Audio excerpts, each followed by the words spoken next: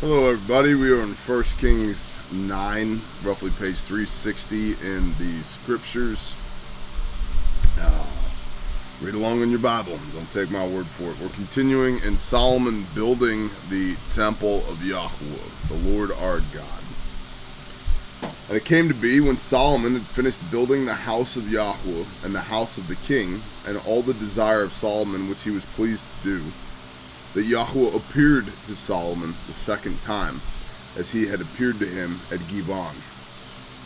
And Yahweh said to him, I have heard your prayer and your supplication that you made before me. This big, massive prayer that he made in 1 Kings chapter 8, one chapter ago, basically saying, look, Father Yah, remember your people anytime that there is prayer and supplication coming from this building or pointed towards this building, it's pointed towards you. Remember your covenant with Israel. We are your people. We subject ourselves to your law and your will and your rule and your blessing and your provision. And please remember us. Okay? It's a beautiful prayer. And then now Yah has shown up and been like, hey, thanks for reaching out. I heard you. Verse 3, and I have heard your prayer and your supplication that you have made before me. I have set this house apart, which you have built, to put my name there forever, and my eyes and my heart shall always be there. And you, if you walk before me as your father David walked, in integrity of heart and in uprightness, to do according to all that I have commanded you, if you guard my laws and my right rulings, then I shall establish the throne of your reign over Israel forever, as I promised to David your father. If you guard my laws and my right rulings, then I shall establish the throne of your reign over Israel forever, as I promised to David your father, saying, there is not to cease a man of yours on the throne of Israel. By the way, Matthew chapter 1, this is the genealogy of Yeshua Messiah. Comes through David and Bathsheba and Solomon down to Yeshua, down to Jesus. So the root of Jesse, what Jesse was David's daddy, the establishment of this house of kings over Israel forever. The lineage of Yeshua is from King David as a king over Israel forever. And the only way that that is established, then I shall establish the throne of your reign over Israel forever, is if you guard my laws and my right rulings. So yet again, the idea of a lawless son redeeming the world is a bunch of bull crap, because the only way that Yeshua shows up as Hamashiach, as the Christ, the anointed. Somebody made a comment the other day that said, you should really do a study of what Christ means. It means the anointed of Yahweh or Elohim. It means the chosen of the Lord God, okay? Good try. Throw scripture at me, not planks and specks, bro. The only way you get Yeshua out of this bloodline of David is right here in 1 Kings chapter 9. If you guard my laws and my right rulings, then I shall establish the throne of your kingdom over Israel forever, as I promised to David your father. So, yet again, tying back to Yeshua, the idea of a lawless son. You can't have a lawless son and be biblically accurate. We already dealt with the lawless son. We met him in Genesis. His name is Satan. Where would we get the concept of a lawless son from? I don't know. A liar.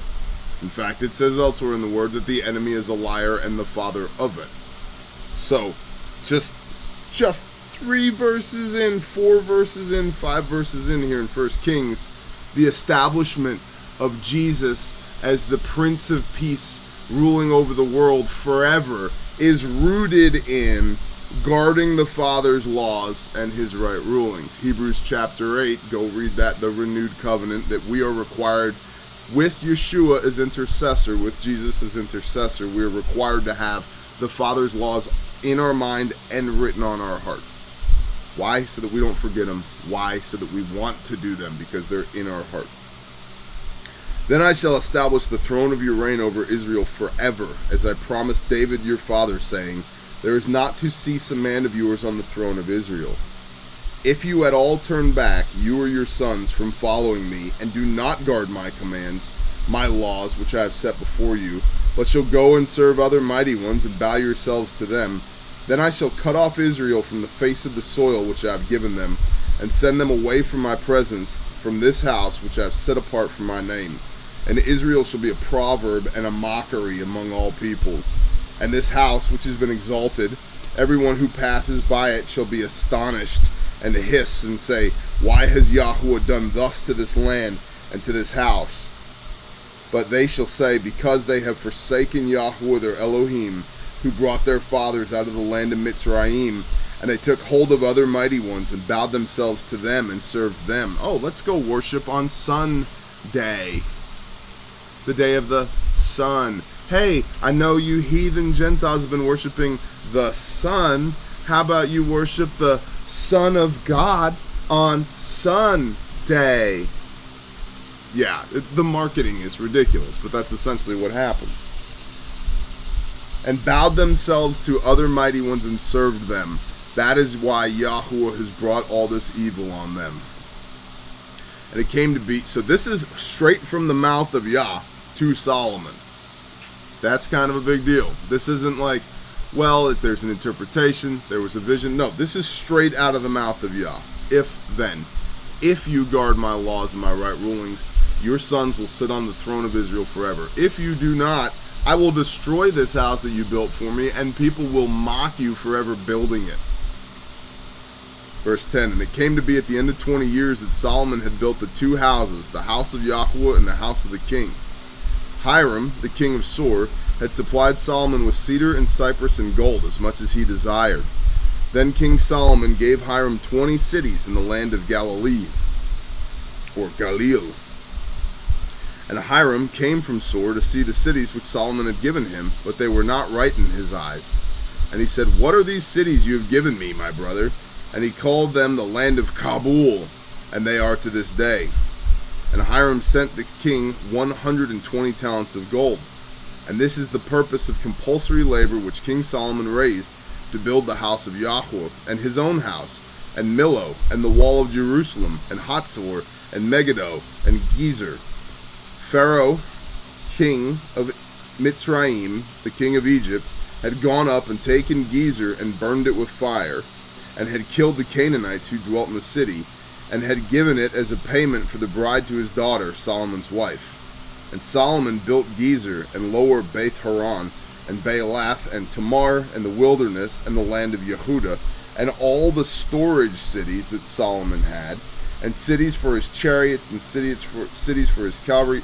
Look at the largesse that is here. Oh, you married my daughter? I'll go kill all these people for you and give you this city. We're not just talking about goats and blankets here. It's kind of a big deal. Hiram helped out for 20 years. Solomon said, oh, no big deal. I'll just give you all these cities. Here's 20 cities, a city a year. No big deal.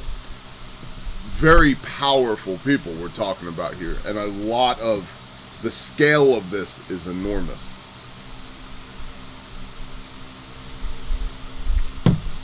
Imagine if old Grandpa Joe made a deal with President Xi. You help us out for 20 years, we'll give you 20 cities. You can have LA, San Diego, Portland,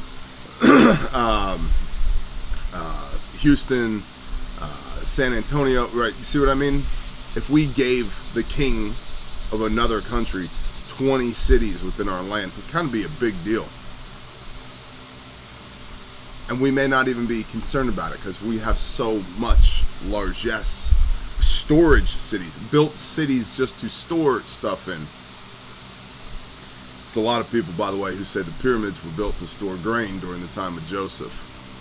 Well, what about pyramid power, Barry? That's how I keep my razors sharp. Or whatever, bro. But there's a lot of evidence that they're probably built for a lot of reasons, but there's a lot of evidence that there was wheat inside of those suckers. Lines up perfectly with the story of Joseph in Genesis 37. And Solomon built Gezer and lower Beth Horon and Baalath and Tamar in the wilderness in the land of Judah. Verse 19. And all the storage cities that Solomon had, and cities for his chariots, and cities for his cavalry, and whatever Solomon desired to build in Jerusalem and in Lebanon and in all the land of his rule. All the people who were left of the Amorites and the Hittites and the Perizzites and the Hivites and the Jebusites who were not of the children of Israel, their descendants who were left in the land after them, whom the children of Israel had not been able to destroy completely. That's an interesting turn of phrase, because they had the opportunity, they didn't have the will. From these Solomon raised compulsory labor, as it is to this day. But Solomon did not make slaves of the children of Israel, because they were his men of battle, and his servants, and his rulers, and his officers, and commanders of his chariots, and his cavalry. These were the chiefs of the officials who were over the work of Solomon, 550 who ruled over the people who did the work. But the daughter of Pharaoh came up from the city of David, Jerusalem, to her house that he had built for her, and then he built Millo. And 3 times a year Solomon brought ascending offerings and peace offerings on the slaughter place which he had built for Yahweh. 3 times a year. You mean Shavuot, Sukkot, and Pesach? Roger that. And 3 times a year on the slaughter place which he had built for Yahweh, and he burned incense with that which was before Yahweh, thus gave completeness to the house.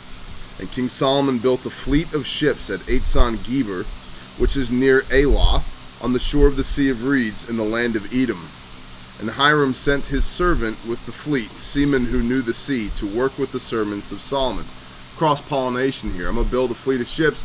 Turns out we don't know that much about being sailors. Yo, Hiram. Oh, not a problem. You see, there's a lot of interplay here between Hiram and Solomon. And they went to Ophir and took 420 talents of gold. A talent's 72 pounds, so this is not a small amount of gold. From there, and brought it to King Solomon. Chapter 10. And the sovereigness of Sheba, the princess, the queen, heard of the report of Solomon concerning the name of Yahweh, and came to try him with hard questions. So she showed up to Solomon, was like, yo, I got questions, son. What's up with Yahweh? And she came to Jerusalem with a very great company, with camels that bore spices, very much gold and precious stones. And she came to Solomon, and she spoke with him about all that was in her heart. And Solomon answered all her questions. There was no matter hidden for the king that he did not make known to her. And the sovereigness of Sheba saw all the wisdom of Solomon, and the house that he had built, and the food on his table, and the seating of his servants, and the service of his waiters, and their attire, and his cupbearers, and his ascending offerings, which he offered in the house of Yahweh, and there was no more spirit in her. She was won over. Then she said to the king, the word I heard in my own land about your words and your wisdom was true. But I did not believe the words until I came and saw with my own eyes. And see, I have not been told the half. Your wisdom and prosperity exceed the report which I heard. Blessed are your men, and blessed are these your servants who stand continually before you, who are hearing your wisdom. Blessed be Yahweh your Elohim, who delighted in you, to put you on the throne of Israel, because Yahweh has loved Israel forever. So this outsider's like, damn, look at all the fruit of your obedience. What an interesting concept. A living witness? Damn, look at all the fruit of your obedience. Because Yahweh has loved Israel forever, therefore he made you king to do right ruling and righteousness. And she gave the king 120 talents of gold, and very many spices and precious stones. Never again did so many spices come as to the sovereigness of Sheba gave to the king Solomon. And also the ships of Hiram, which brought gold from Ophir, brought almug wood, a great many, and precious stones from Ophir. Look at the largesse, man. There's just overflowing with physical wealth and with spiritual blessing. And the king made 120,000 sheep and 20,000 bulls were slaughtered when Solomon dedicated the temple. So many that they had to go out into the courtyard because they couldn't burn them all on the infrastructure they had built specifically for making burnt offerings. 120,000 sheep. We kill two for Sukkot, and it's a blast. And that 2 will feed a lot of people. They did 120,000 in 14 days in dedicating the temple. I mean, it just, they spared no expense, but they also didn't have to. The Father provided to them what they needed in order to be obedient. Another interesting concept. The Father provided to them what they needed in order to be obedient. Verse 12, and the king made steps of the almug wood for the house of Yahweh and for the king's house, also lyres and harps for singers. And no such almug wood has come or been seen to this day. And King Solomon gave the princess of Sheba all she desired, whatever she asked, besides what he gave her according to the hand of King Solomon. And she turned and went to her land, she and her servants. And the weight of gold that came to Solomon yearly was 666 talents of gold. Let us number a man. 666. Revelation 13, verse 18. We could jump into this rabbit hole. I'll just say I find it possible, based upon that numerical correlation in the Bible. Good morning, sweetheart.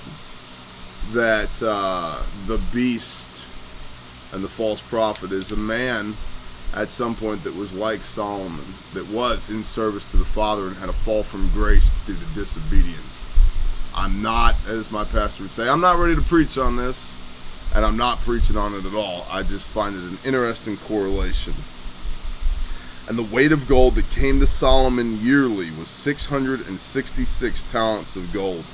Beside that, from men of travel and the prophets of traders, and from all the kings of Arabia and the governors of the land.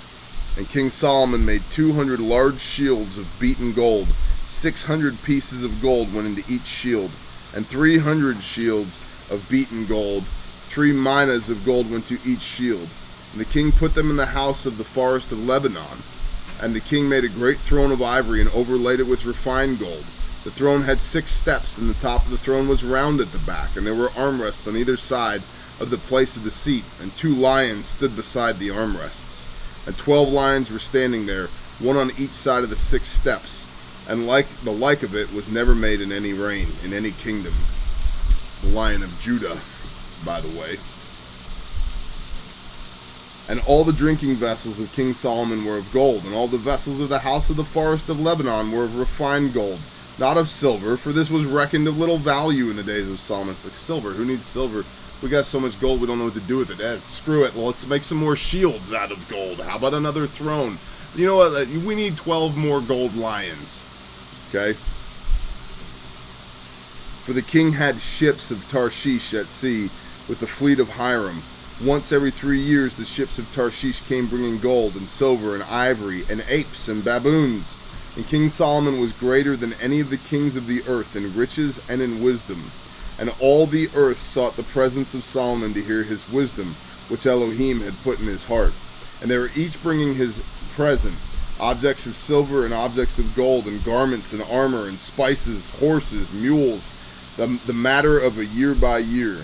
And Solomon gathered chariots and horsemen, and he had 1,400 chariots and 12,000 horsemen, whom he stationed in the chariot cities with the king in Jerusalem. And the sovereign made silver as common in Jerusalem as stones, and he made cedars as plenty as the sycamores which are in the low country. And Solomon had horses brought out from Mitzrayim and Q, and the sovereign's merchants brought them in at Q at a price. And the chariot came up and went out from Mitzrayim for 600 pieces of silver, and a horse 150. And so, by their hand, they brought them out to all the sovereigns of the Hittites and the sovereigns of Aram. Literally established. Oh, you want to take a chariot from here to Mitzrayim? 600. They had an Uber, bro. Chariot, 600 pieces of silver. You want a horse? $150. Not a problem. The largesse of King Solomon. We're going to see when we get into chapter 11, which we won't do today. King Solomon loved many foreign women in addition to the daughter of Pharaoh. We're going to start to see the downfall, or perhaps the weakness of Solomon here. He's dedicated his life to Yahweh. He's done all these things. He's accomplished all these things. But he is just a man. And in fact, we can just flip to Ecclesiastes real quick. The last verse in Ecclesiastes, last 2 verses of Ecclesiastes, this being the wisdom of Solomon. Ecclesiastes 12, 13, and 14. Let us hear the conclusion of the entire matter. Fear Elohim and guard his commands, for this applies to all mankind. For Elohim shall bring every work into right ruling, including all that is hidden, whether good or whether evil. And don't be sleeping with all them foreign hoes, because that's a problem for Israel. You know, and I just feel compelled to say this, because if you believe in Yeshua and if you're walking in his ways and you're keeping the commands to the best of your ability, you have that inheritance promised in Genesis 32. You are Israel. Watch out for them hoes, bro. It's a constant problem with Israel. The strange woman is a constant problem. I'd also admonish you that the woman is religious belief systems. The woman is the church. The woman is whoring in Babylon. It's these different belief systems. And so don't go whoring with the strange woman. You have the woman that you've known from birth, the woman that you've had from the beginning. You have the Father's perfect word. Don't go whoring after something else. Bless y'all. Shalom.